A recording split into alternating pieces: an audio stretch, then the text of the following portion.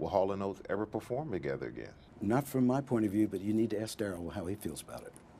This morning, John Oates, half of the legendary rock duo known as Hall and Oates, famous for huge hits like Rich Girl and You Make My Dreams Come True, sitting down, opening up about his side of the legal battles he's currently fighting against his creative partner of over 50 years, Daryl Hall.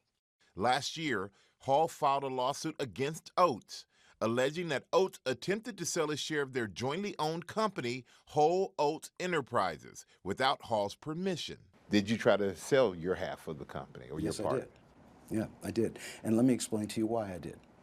When this whole situation got mired in legality and really complex, legal wranglings, I got frustrated. And I said, you know what? Daryl has always wanted to be his own man. I said, I'm going to give him the opportunity to do that. If I sell my half, he can either, he can do what he wants. And it was kind of ruining my life, to be honest with you. I wasn't happy. And I said, well, I'll just step aside. And people do it all the time. I mean, you look at all the artists who are selling all their catalogs. It's pretty common. It's not that big a deal. But Daryl didn't like the idea that I would sell to a certain third party. He said that the alleged planned sale was, quote, a completely clandestine and bad faith move, and called it, quote, the ultimate partnership betrayal. Do you see it that way? Well, that's strong words, huh? Yeah, very strong words. But do you see it that way? Not at all. I don't. Because we've always looked at ourselves as individuals working together. And I felt like I had the right to do that. But, he didn't. And I think as fans, you sit back and you go, oh, they made this incredible music. They must be in sync and have this bond.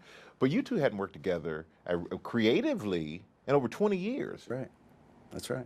The only thing we did together was play concerts where we just went out there and trotted out the hits. Before this lawsuit came about, were there any disagreements? No, not really. We never really had a lot of disagreements. But then again, we never really talked to each other very much after, for the past 20 years. We'd show up at a show individually, walk on stage, play, and then we'd go our separate ways. It really wasn't as tight as people might, would like to imagine in their, kind of fantasy imagination of, our relationship. Daryl Hall said, all I can say is people change, and sometimes you don't really know someone like you thought you did.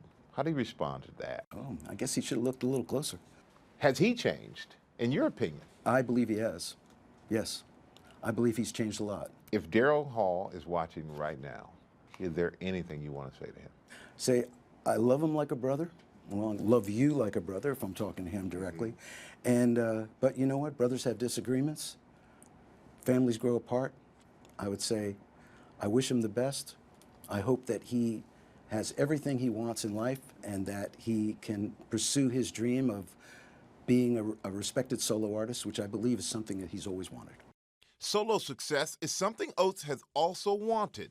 This week, releasing his 8th solo album titled Reunion. You recorded this in Nashville. Yeah, I did. So does being there and living in Nashville, did that influence your sound? Oh, so much. My move to Nashville has really changed everything for me. Because before I met Daryl Hall, I was a kind of a roots, acoustic guitar, blues, folk musician. When we met, we kind of combined our individual influences and created something totally new. But that guy, that musician, was always there in the background, kind of idling, And when I moved to Nashville, I tapped back into it, and it really gave me a new lease on my musical life. What can fans expect from the new music? This is the first time I was able to really commit to a project and to a future of creativity and music. The title track was inspired by my 100-year-old father, who told me he was going to reunite with Mom, who's passed away years before.